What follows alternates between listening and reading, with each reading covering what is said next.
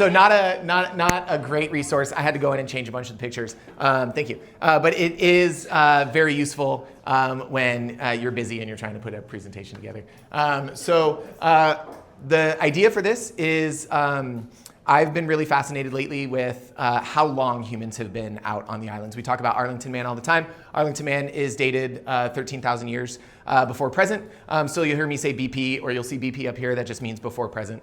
And so that is the oldest carbon-dated human remains that we've found anywhere in North America, but it is by no means the oldest human to have lived out here. I think that goes without saying. But so my idea was to start with the Arlington Man, who also probably, or whatever, may not even be a man, but to start with the Arlington Man and work backwards from there. So we're gonna go from the Arlington Man all the way back to the last glacial maximum, which actually even before that, realistically, we've got some evidence that is scientifically disputed that's like 32 to 36,000 years before present. So, okay, this is also AI Rosa. So it's kind of Rosa, but it like added this weird and there's like roads on it and stuff. I don't even know. No, yeah, I don't know. And then look, it put a bunch of extra islands up there. Yeah. So Betcher's. Yeah, so Betcher's has a lot of extra islands, and there's this weird little tag back here. Dude, I don't know, whatever. So, like I said, it likes to create its own deal. This is the only slide that got super messed up. You can't see anything here, but I'll just share briefly about the Arlington Man. A lot of you guys know this, so I wasn't worried about this slide being messed up. It doesn't matter. You don't have to worry about highlighting, it's fine. So Arlington Canyon is on kind of the western side of the island. It's currently underwater. So the canyon in which the Arlington Man was discovered was a marshy area buried in layers of sediment, and now it is underwater. What they found were 2 femur fragments that were very, very small, and a couple of other really tiny bones. They don't know if the Arlington Man was male or female. They just assume male because that's what we do, but there's a lot of debate about whether or not the Arlington Man was male or female. I don't know why, but they don't know. You can't determine size. You can't determine anything other than the carbon dating, which is 13,000 years before present. So a super important find. And the fact that it is carbon dated is super important as well. We'll talk a little bit, I'll talk about like the Clovis period of people. The Arlington Man sits right in that Clovis period, which is good as far as like figuring out kind of what's what. So this is the Clovis. So this was our original understanding of how people got here. So we have these 2 massive ice sheets that sat on the North American continent. And the idea was, so this area up in here where there would have been an ice bridge between present day Russia and present day Alaska, that ice bridge, there would have been exposed land there on the North American side. And so we refer to that area as Beringia because it's in the Bering Strait. And so Beringia, people were crossing over into Beringia and then down in between these 2 glaciers here and spreading down and through. This is Clovis first. This was the original idea that these were the first humans into the North American continent. It's about 13,500 years before present. Some will push that out to around 14,000 years before present. But again, you can see that they traveled in this ice-free corridor. The 2 ice sheets are the Laurentide and the Cordilleran. That doesn't matter, but this one is the Cordilleran, that one is the Laurentide. As they slowly began to melt, coming out of the last glacial maximum, it opened up this ice-free corridor where there would have been food and they would have been able to make this journey through. And then down into this, which was all not covered by ice sheets. The Clovis period, we'll just note really quickly, it's marked by the way that they carved their tools, particularly their weapons, their spear and arrowheads.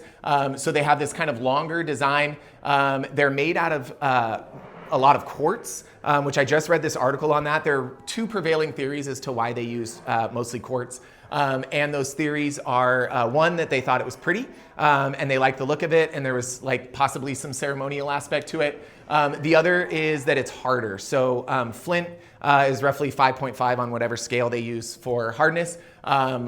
Quartz is around 7 to 7.5. And then for those of you who are curious, chert is around 7 also. So chert, very, very hard, very durable as far as making weapon heads and tools. But again, it's this elongated design, and then the bottom of it is fluted so that it secures better to the end of sticks or whatever. And so what's fascinating about the Clovis period is they came on really suddenly and they were super widespread. And we'll get back to that in a little bit. But you can see down at the bottom, it's like within a couple hundred years, we've got carbon dating for Clovis stuff. Basically like all the way across the continent, all the way over into contemporary like New England, and then all the way down the coastline. And so, in just, like I said, a handful of generations. And so super widespread, really prevalent within the continent. So this was our original idea of how humans got here. The problem with that is it's not true. And so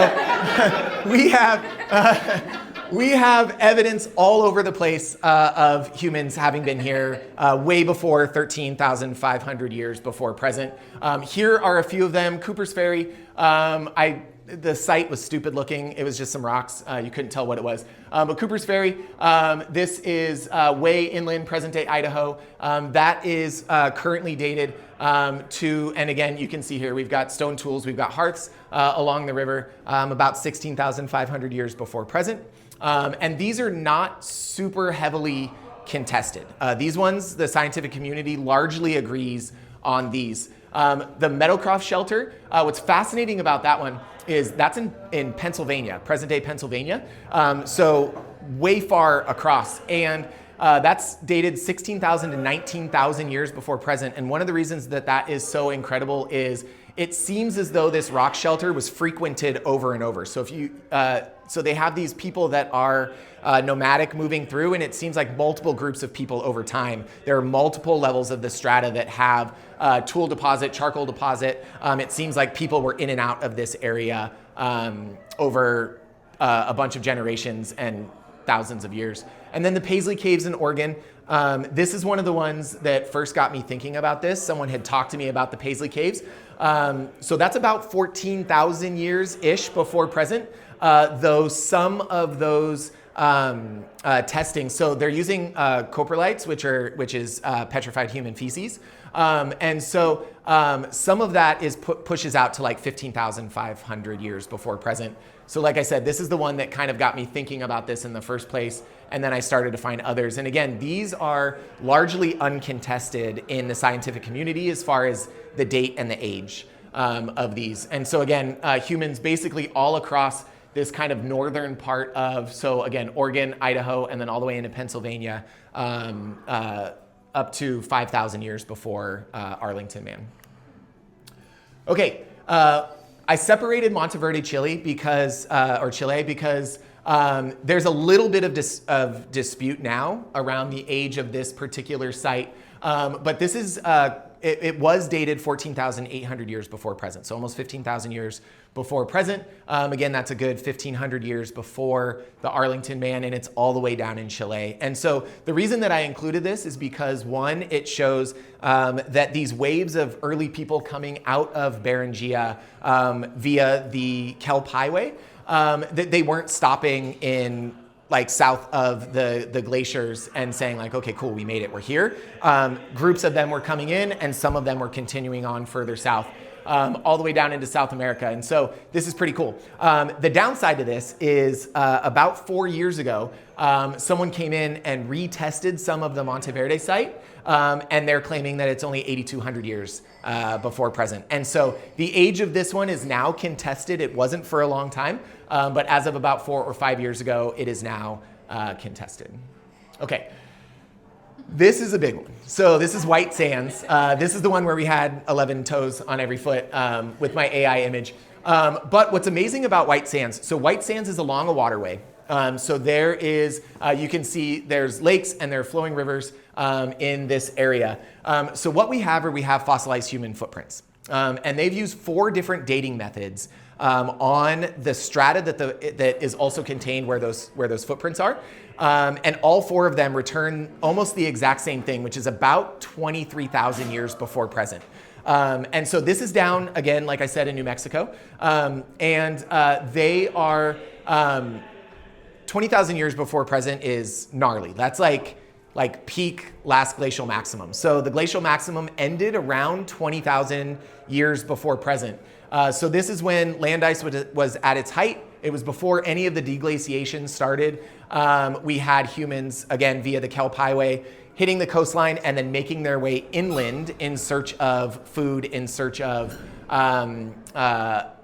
being able to kind of like find things to eat and kind of graze and work their way through. The other thing that's really fascinating about white sands is white sands, the footprints for white sands are kind of contained in multiple strata, and they have additional strata beneath the lowest layer of footprints. So beneath that 23,000 year mark, there are additional, they don't have evidence of humans yet in those strata, but they have really clearly preserved earth there that they can kind of dig into. And so it'll be really interesting to see if the white sand site turns up anything even older than that 23,000 year mark. But again, pretty cool. And then the why it matters part, again, this has been the area around the footprints has been dated 4 different ways. All 4 of them turn up the same rough mark between 21,000 and 23,000 years before present. And it says there, again, stone tools, charcoal. There can be some dispute as to how those arrived, when they were there, if they were made somewhere else, whether or not they were brought there elseways. It doesn't bug me at all if you guys are okay. So if it was brought there, this is indisputable. Human feet are human feet, and if they're in the strata, humans were there at this time. So this one is pretty interesting. So again, many of you guys are really familiar with, this is a AI drawing. So many of you guys are familiar with the kelp highway, but it basically is this. It's a warm water current that ran out of Beringia all the way down the North American coast into South America. And it would have given them a really consistent food supply. It would have given them a clear and easy path so they could eat along the way. And then again, it like those of you who got to go with us to the Santa Barbara Museum of Natural History, it wasn't just one herd of mammoths that came over to the islands. It was waves of mammoths coming over to the islands over time. That is the case here out of Beringia as well. So people were walking across this into Beringia, and then they were working their way down. I'll give you my hypothesis for the way that this was going down. I don't know what these people are doing on their boat here, but this is what their dugout canoe looked like. And so people were crossing over into Beringia, and then some of them were chilling in Beringia, some of them were hopping on boats, and they were making their way down. And again, there were waves of people over thousands of years, over millennia, working their way down. And this warm water current is super important because it would have made it really easy to take that journey over time. So this is what our channel looked like during the last glacial maximum. So this outermost layer, that's the shape of Santa Rosa when sea levels were 400 feet lower than they are now. So again, it's modeled shoreline minus 120 meters. So right around 400 feet, a little less than 400 feet. And then you can see as sea levels rose when that deglaciation began and a lot of that land ice started to melt, you can see over time. So when this medium green color right here, this is the environment that the Arlington man would have lived in. So this lighter green area, that's a modeled shoreline, minus 40 to 60 meters. This is the Santa Rosa that the Arlington man would have known. San Nicolas was obviously much larger, not much change here, but the coastline still came out a significant amount. That is important because it tells us that most of the archaeological evidence for humans in any of this region is underwater now. And so when we're talking about humans out here, again, Arlington man wandered up into the mountains and died. He wasn't down on a coastline. So again, this is where Arlington Canyon is. He was at this point a good 200 to 220 feet above the shoreline of his time or her time. And that would have been the case all along the coastline as well. So the current, okay. Yeah, let's do it. We're going to do it. So I'm going to give you my theory, and then we'll talk a little bit about some of these gnarly date ranges. So my theory is people were moving over into Beringia. I'll pull that map back up, even though it's terrible. People were moving over into Beringia, and they were sitting there and hanging out. People were coming down. When we have that rush of Clovis era artifacts coming down, that was in fact when the glaciers split, right? So you've got everybody living up in here. They're coming down, but they're already finding people living here that have been coming via boat and the Kelp Highway and this coastal route for millennia. So as the Clovis people come down, they've got this new technology. They're running into people and sharing that technology with people and moving along existing pathways between communities that have already been run. Hey, this is where food is. This is where stuff is. So my theory is that's why the Clovis era artifacts are so widespread, is because as this land route actually opened up, the Clovis had like clearly delineed routes, clearly delineed paths in between groups of people that had already settled here on the continent. And so that's why you have this like mad rush of this new tech. So they come down with this rad way of napping quartz. They teach it to all the other people that are already living here. And so that's why you have that big influx around that time. Okay. So let's talk some gnarly sites. So these ones are scientifically disputed. It's important to note that right out the gate. But we do have some really interesting stuff. So I'll start here with the Bluefish Cave. So this is up in the Yukon. So this is not difficult to believe. It is evidence for humans in that Beringia zone. About 24,000 years before present. So again, smack dab in the heart of the last glacial maximum. And this is cut-marked animal bones. So that they were up there, they were hunting, and they were hunting effectively in this kind of zone, like right up in here.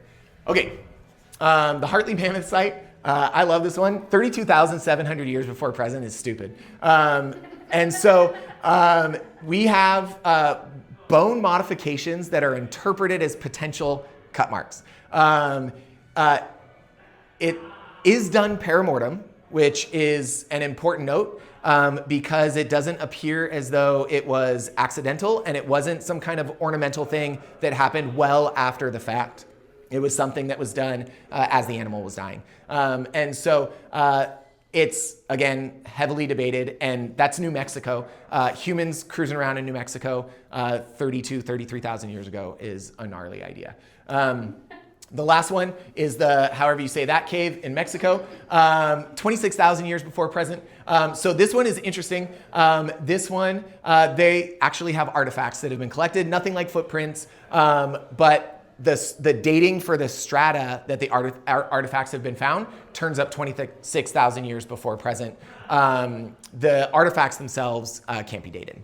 And the artifacts is like a collection of bones that look like they have scores in them.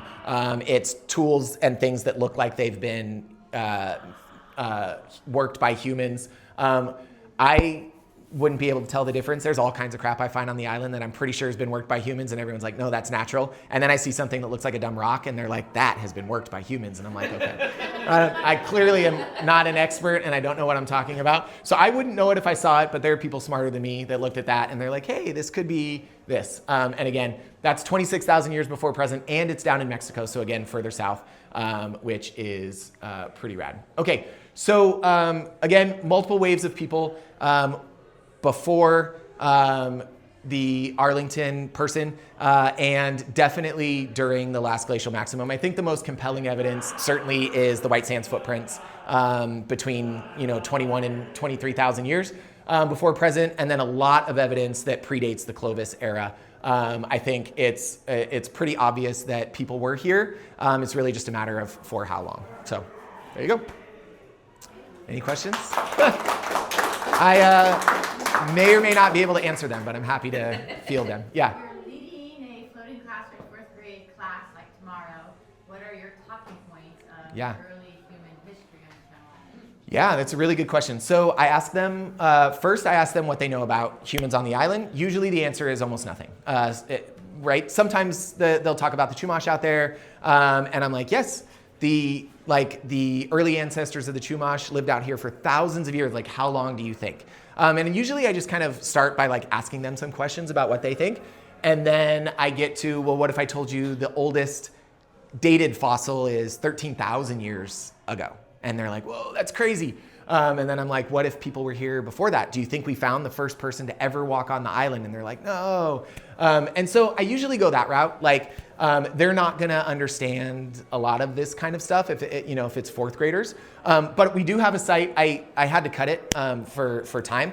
But we do have the Daisy Cave on Miguel. And so that's the same kind of thing. It's a hearth, it's charcoal. There's evidence of people being in there. There's evidence of a lot of the stuff that's dated. It's like bones from things. It's evidence of like seagrass being brought in there. Like people were living out of the cave. A lot of that is only between 8,000 and 10,000 years before present. Still super old, but younger than the Arlington man or person. And so I'm gonna fix that one. And then. But they, like some of the charcoal samples have turned up years like 16,000 years before present, 16,500. So the Daisy Cave is really interesting. One, because it's on our islands, but it's super inconclusive. Yeah, and so with little kids, I try to steer away from it. If I'm out on the Pelican Trail with adults, I'll get all the way into this with adults, and I love it. I think that there's a lot of compelling evidence for the island being a bit more hospitable than the mainland. So if you're looking at this giant island, there it is. If you're looking at this, like if you're coming down this coastline right here, right, and you're the blue, and you're coming down this coastline and you see this giant island off to the right, and you're seeing like grass growing and trees, like, right? So one of the things that I talk about with people out on the Pelican Trail is the ironwood dying out on the mainland but persisting on the island could be evidence of a bit more of a temperate environment out there. It's definitely large enough to have weather. We know that the ice sheets didn't stretch this far down. And so could it have been a bit more lush out here on the island? I think certainly. I don't know for sure. But I think there is some compelling evidence that could have been the case. And so if you're coming down this way and you see that over there, you might turn right instead of following, the mainland that you've been following for the last, several thousand miles, and check that out also. And so I think that adults on the Pelican Trail, they think that is really interesting. And then I can point to things, and I can point to the ironwood, and we could talk about the mammoths, and we could talk about like other evidence of things choosing to come over to this island rather than stay where they were. So now if you're people coming down and you're seeing something that was chosen, right, or where the ironwood persisted and mammoths were choosing, now this might look pretty good. People might be stopping out there. I think there's a very high likelihood that this shoreline, 400 feet underwater, has a lot of evidence of really early human activity. But again, that's my guess, yeah. Did the mammoths on the island or the mainland die off first? So it's almost simultaneous. So the megafauna on the mainland and the mammoths on the island basically died roughly around the same time. It seemed to be some kind of possibly like a mass weather event or something like that.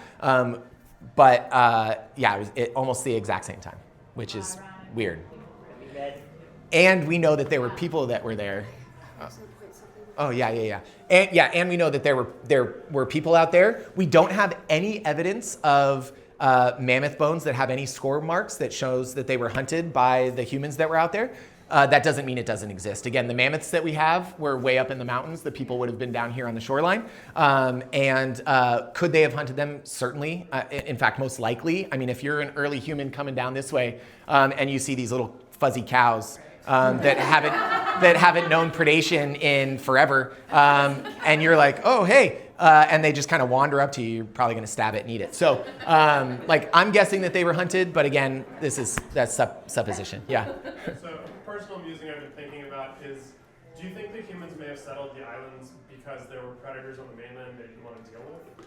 Very possible, yeah. And so I ask my students that all the time. I asked them this afternoon on my floating classroom, like, could direwolves have gotten out to the island? Could saber-toothed cats have gotten out to the island? Yeah, but not in a population enough that we found any evidence of it, right? If one or two predators made it out, that's very possible and also probably likely. But no persisting population. We know that it was safe for the mammoths to get smaller. They didn't have to ward off predators. And so, yeah, I think predation could have been a really big one. If you send some people this way and they're having to fend off other apex predators, and then people come this way and they're like, oh, hey, there's all these cute little like tiny elephants over here, and we don't have any predation and we don't have to worry about anything. I do really think that it would have been a really good environment for early humans. I also point to the Chumash creation story. They began on the island. Most creation story begins in truth. And so if they began at the island and then made their way across, that would have been passed down via oral tradition. And so I kind of point to that also as possible evidence that they came here first and then made their way across eventually.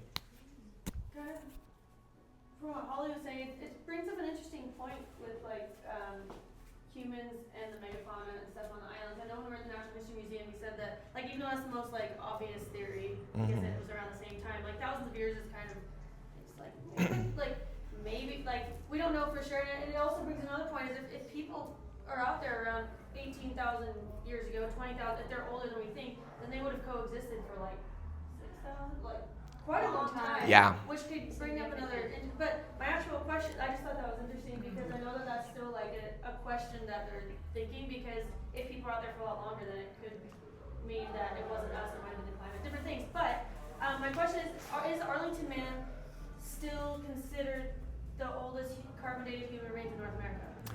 Yeah, last I heard, yeah. Okay. And last I researched, I haven't seen anything newer. And so, I mean, it'd be interesting to see if we find stuff and can get something older. Yeah, I always bring that up to the kids too, though, where I'm like, does that mean, again, that there isn't something older? No, it's just we haven't found it yet. So Right. That's a job.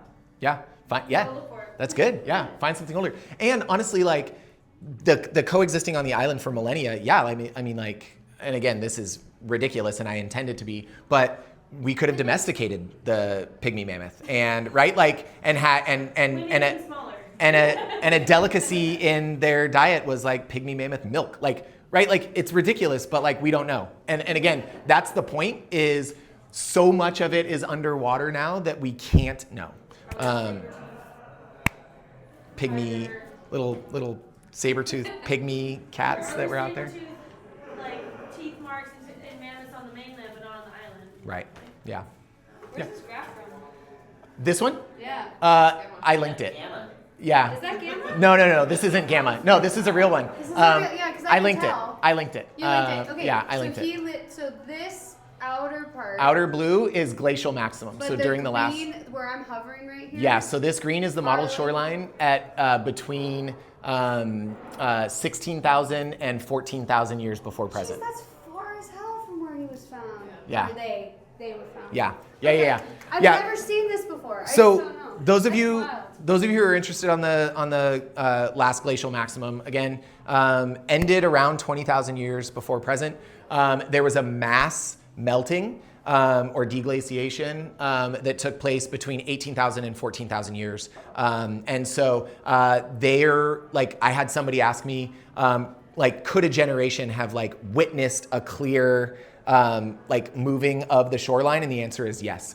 So they, in a single generation, as many as it would have moved between at most 3 and 6 inches a year of shoreline pushback. Yeah, it's a lot of water hitting, fresh water or land water hitting the oceans. Yeah. I don't want to jump my place in. No, you. The question, but because you brought this up, shoreline changing. Yes. So you said right at the start, I just always assumed it was further up the canyon. Where they dug up the Arlington person Yes. is already submerged from the 50s. Yes, it is currently submerged. Really? Okay. Yeah. Wait, I didn't know that either. Yeah. I thought, because the Phil Orr videos they were showing, with the blown up hillsides and stuff. Yeah. The road, because he was trying to cut a road, and they found it where he was trying to cut the road, Yeah. Arlington Canyon. I thought it was up, but like above where they tried to cut this road coming down. Like they had pictures of him like digging out the hillside. I thought it was a lot higher up. The strata level that the Arlington Man person was found it was lower. Yeah. It was like in a marsh. So it was a canyon, yeah, but it was found in like a marshy area. Yeah, it was along a hillside in a marshy area that was like at sea level at the time. Yeah, at Arlington. So yeah, based on my research, it's now currently about under like somewhere between 8 and 14 inches of water. Wait a second. That doesn't make any sense. Sea level Yeah. hasn't risen that fast. No, but it's like. But the island like, is more Diving under? No, it's not. He's not diving under. It's like where Arlington Canyon meets the shoreline. There's this old like marsh area or whatever, and so it is like the strata that the Arlington Man was found in further up is at the same strata below current sea level. I think so. Yeah. So it's, Yeah. Okay, so he was found above sea level, But like, the strata that he's in is below sea level. Yeah. okay. Yeah. He was still Yeah. in the hillside. Yes. He would still be above Yeah. water technically. Yeah. Or she or they. Yeah, but that strata was ancient marsh, and so that's why it was preserved the way that it was preserved, and that's why that's a hot spot for the mammoth collection as well, is because of that marsh quality. Yeah. I think Aiden, you've had a question for a while. Oh yeah. Sorry. Just wondering, and I wanted to clarify. So you mentioned that that we haven't found any markings on the mammoths that indicate that humans, or that definitively indicate that humans hunted them. Mm-hmm. Is that just for the pygmy mammoth population on the islands, or does that also correlate to the mainland? And if not, do you know the closest point at which we can see that humans actually did hunt them definitively? Yes. So yeah, good question. Nothing on the island. So no signs of score marks of tools cutting them apart after they had been killed. Nothing like that on the island. On the mainland, all over the place. Tons of evidence of humans hunting larger megafauna. Even in like the Santa Barbara region? Yeah, in this region. So it was mammoths, sloths, mastodons, and there was one other megafauna that was common along this coastline. And so we have tons of evidence of that. I don't know how old that goes on the mainland. Yeah. Super unrelated, but kind of related. The La Brea tar pits are closing for 2 years, so if you want to see those giant prehistoric exhibits, do it now before it closes. Yeah. It's cool. I've been there. It's fun. They're Yeah. remodeling it, but it's gonna be closed for 2 whole years. And Yeah. No, you're good. if you want to look at the sloth, it's really cool. Yeah. To comment on a few things that are going on, I never looked at the resource that Yuval Harari used in *Sapiens*, but he said it's a book, *Sapiens*, if you read it. Up in like off British Columbia, there was an island that had mammoths until 4,000 years ago. Mm-hmm. And the only reason they went extinct was the same exact time humans finally got to that island. So he's like, I'm not saying it's exactly correlated, but Yeah. humans reach all these different islands, that's when all the megafauna goes extinct. Interesting.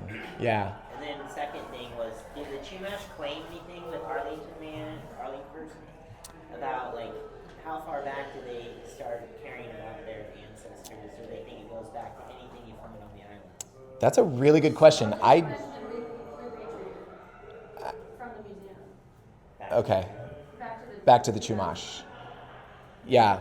So yeah, and I don't know.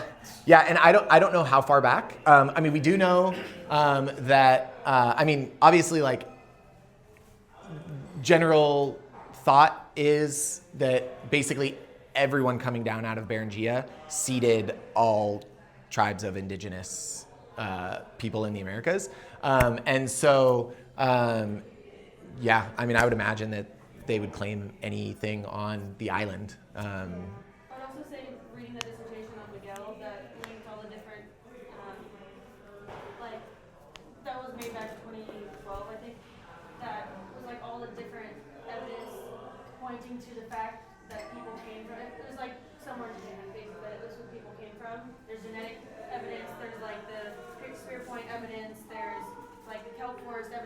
of different evidence, but it did not definitively conclude that they were mentioned in Chumash people, and it might have even meant that the Chumash came in from somewhere else, and then colonized the island after the original people left.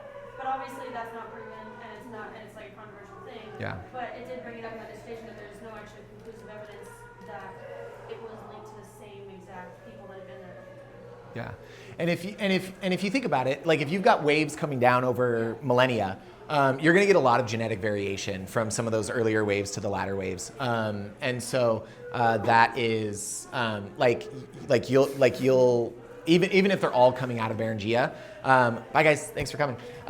You're going to get some really clear genetic variation over some time. Yeah. I'd just be curious. I think Lane Holly, she's so very. Yeah. Was it John Erling? Yeah. Yeah. Because Gene was really good friends with him and his wife.